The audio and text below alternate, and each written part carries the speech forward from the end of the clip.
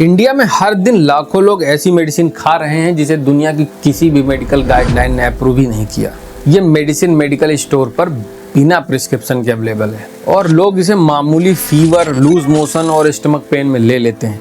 लेकिन असली खतरा कुछ और है। यह धीरे धीरे आपकी गट में मौजूद अच्छे बैक्टीरिया को किल कर देती है और चुपचाप आपके ब्रेन पर असर डालती है। साइंटिस्ट गट को सेकंड ब्रेन कहते हैं क्योंकि यहाँ बिलियंस ऑफ बैक्टीरिया रहते हैं और यही बैक्टीरिया सेरोटोनिन और डोपामिन जैसे हार्मोन्स बनाते हैं जो हमारी हैप्पीनेस, स्लीप और स्ट्रेस को कंट्रोल करते हैं।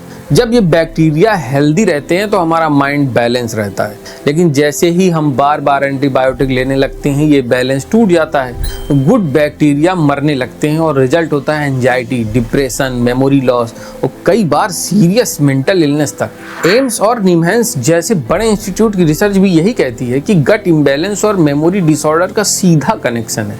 और सबसे शॉकिंग बात यह है कि इंडिया आज दुनिया में एंटीबायोटिक्स का सबसे बड़ा कंज्यूमर है। 2021 में ही करीब 2.67 लाख इंडियंस एंटीबायोटिक रेजिस्टेंस की वजह से मारे गए। अगर यही ट्रेंड चलता रहा तो 2030 तक हर साल 12 लाख मौतें होंगी। द लेसेंट की 2022 की रिपोर्ट भी यही डराती है। इसमें साफ लिखा है कि इंडिया में यूज होने वाली लगभग 50% एंटीबायोटिक एक्चुअली अनअप्रूव्ड फार्मूलेशन की है। इन्हीं में से एक है ऑफ्लॉक्सासिन और निडाजोल सस्पेंशन, जिसे डॉक्टर्स और केमिस्ट डायरिया और स्टमक इन्फेक्शन में प्रिस्क्राइब या सीधे दे देते हैं। इंटरनेशनल लेवल पर यह कॉम्बिनेशन रिकमेंडेड ही नहीं है और WHO ने इसे अप्रूव ही नहीं किया, लेकिन इंडिया में ये आसानी से अवेलेबल है और लाखों लोग इसे यूज़ कर रहे हैं।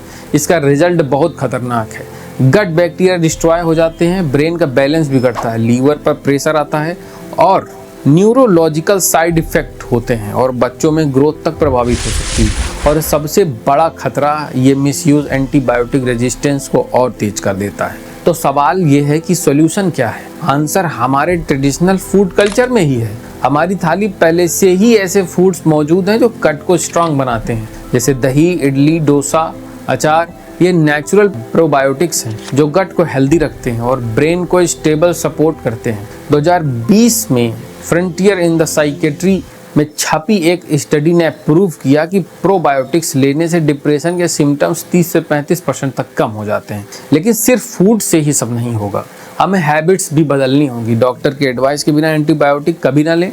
वायरल फीवर या कॉमन कोल्ड में एंटीबायोटिक्स बिल्कुल काम नहीं करती हैं, फिर भी लोग इसे ले लेते हैं। डॉक्टर को भी प्रेशर करते हैं कि जल्दी असर करने वाली मेडिसिन प्रिस्क्राइब करें और डॉक्टर भी अपने पेशेंट को जल्दी राहत देने के लिए अनावश्यक एंटीबायोटिक्स का यूज़ करते हैं। दोस्तों, एंटीबायोटिक्स कभी कभी लाइफ सेविंग होती है, लेकिन जब इसे बेवजह लिया जाता है तो ये हमारी गट और ब्रेन दोनों को धीरे धीरे डैमेज कर देती है। अगर अब नहीं चेते तो आने वाले सालों में हम ऐसी दुनिया में होंगे जहां मेडिसिन्स काम करना बंद कर देगी और मेंटल हेल्थ क्राइसिस एक्सप्लोड हो जाएगा।